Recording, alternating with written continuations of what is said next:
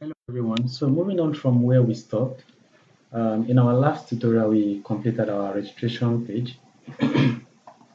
We're not fully completed. We just were able to save, were able to test our data and do some validation on it.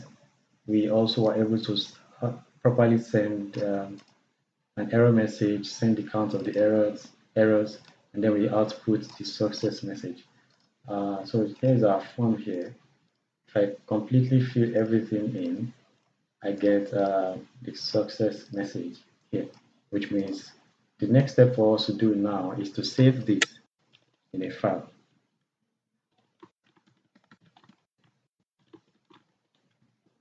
In our structure, we have a DB folder, and in that folder we have users. I already said that it is also possible to have inside your DB have a folder for staff, and then have a folder for normal users, which are actually patients. But for this tutorial, I'm just going to be having one folder and we'll do everything we want to do in that same folder. So what do we need to do now? We need to save this thing we have collected, or this one, whichever one you like, and put them in a file. Let's check our resource as usual. We'll be using this method to save to a file. It's a simple method that allows you to save to a file in a very easy way. So let's try it out. Let's try it out and see what we get.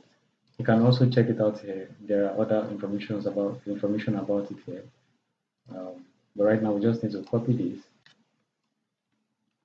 and put it right here. So what do we want to save to the file? First, our file name should be, as we have already said, should be the first name, which is this. Should be the first name plus the last name plus the extension of the file. We're using a JSON file because we'll be sending an object, which is this object here.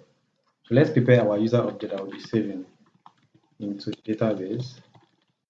Let's prepare our user object. I'm going to be using a simple array and then say first name. First name is first name. Then copy that last name.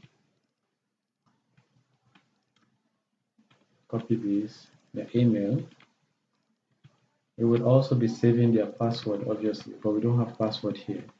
So I need to add my password. We'll be saving their gender. We'll be saving everything about them. So you can just go ahead and do this or skip it in the video.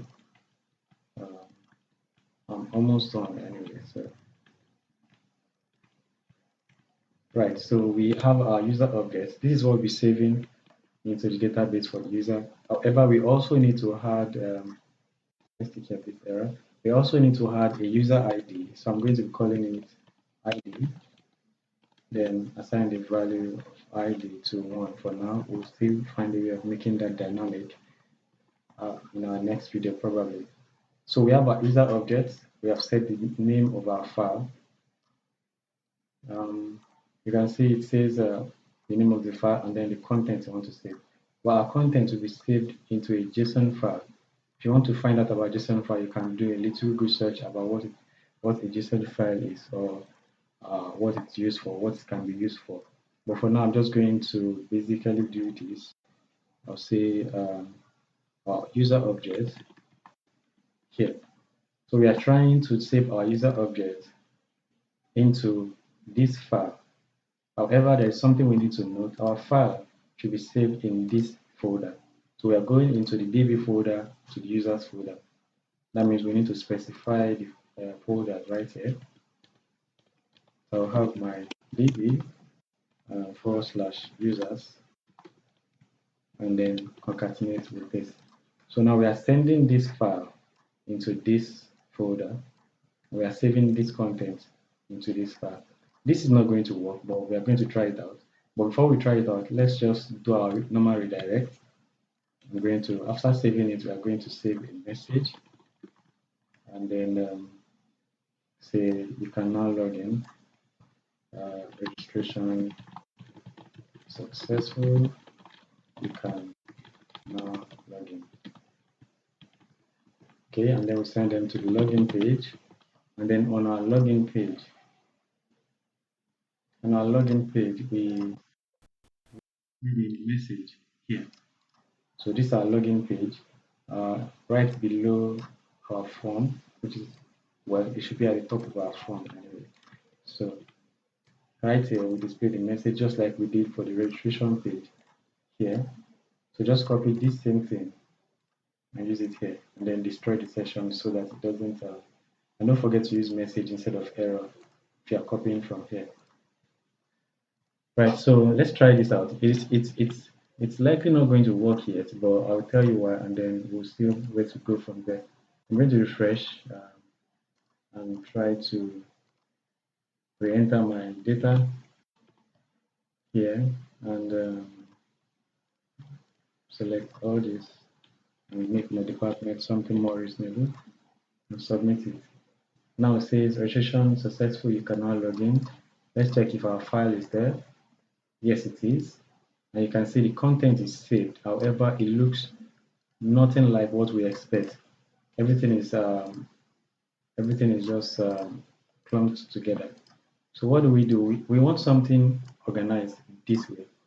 We can do that by using a JavaScript method called a PHP method called JSON decode or JSON encode. I think it should be encode. Let's try encode first.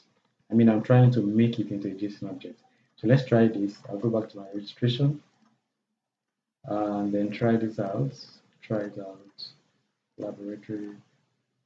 There might be a problem because I'm using the same name, so it's going to replace it. Now it looks better. So it's saving it. Let's wrap that. It's saving it as a JSON object. So I can come into this file and search for the person's first name or last name based on what is in their file. So we have done a basic saving into database. Let's try it again. Register, use a different name this time. And Mike, say Mike, this.com, 1, 2, 3, 4, 5, 6. And then we select. So it's going to extra lab.